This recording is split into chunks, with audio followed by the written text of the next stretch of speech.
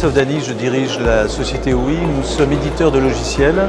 Nous commercialisons des solutions d'intelligence artificielle dédiées à la relation client des grands comptes.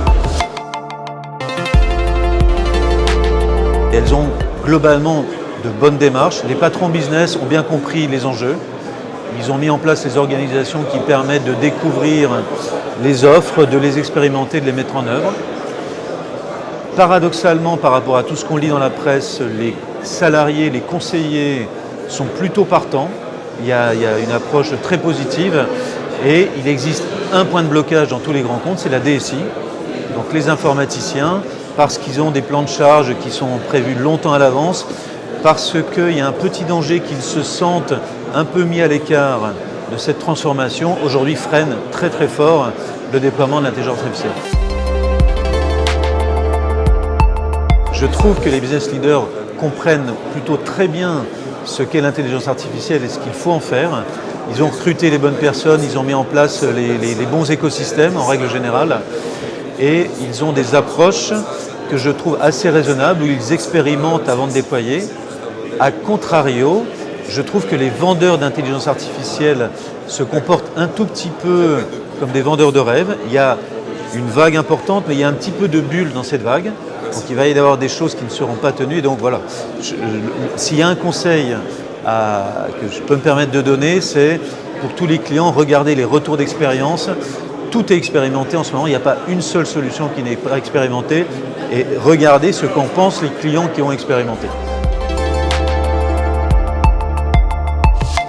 On a un client avec qui on aime beaucoup communiquer, c'est Natixis Assurance. On a mis en œuvre la solution sur le canal mail. Ce qu'il constate, c'est une réduction de 30% des tâches à faible valeur ajoutée. Il constate également une amélioration du confort de travail des conseillers qui sont aidés par le moteur OUI pour produire les bonnes réponses. Le dernier point, c'est ils utilisent à fond l'intelligence artificielle pour améliorer leur processus et améliorer, par exemple, la façon dont ils font monter en compétence les conseillers. Le moteur est capable d'adresser des demandes en évaluant le niveau de complexité des demandes, donc les demandes simples pour des débutants, les demandes complexes pour des gens expérimentés. Voilà.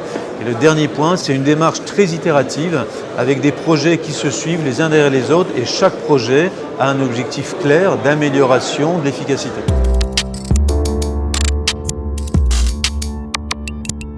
Ne mettez surtout pas les projets d'IA entre les mains des techniciens. Si l'IA devient un problème de technicien, ça va être de la R&D, ça ne servira à rien. Donc première recommandation, les métiers au cœur des projets et de la décision, c'est eux qui mènent. Les techniciens doivent accompagner pour comprendre et s'approprier. La deuxième recommandation, il faut que les projets soient agiles. Il ne s'agit pas de faire des transformations Big Bang. Aujourd'hui, personne ne sait ce qui va effectivement complètement marcher, ce qui ne va pas marcher. On travaille autant pour le conseiller que pour le client. Cibler trop de l'intelligence artificielle client est sans doute un gros danger, l'organisation ne va plus être efficace.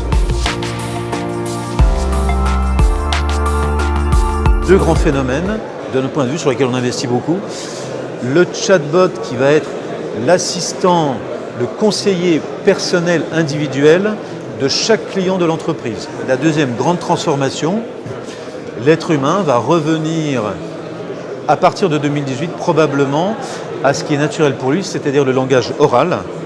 Et donc le canal voix va être de plus en plus utilisé par les entreprises pour traiter, automatiser et mettre en contact le meilleur conseiller pour traiter le besoin du client.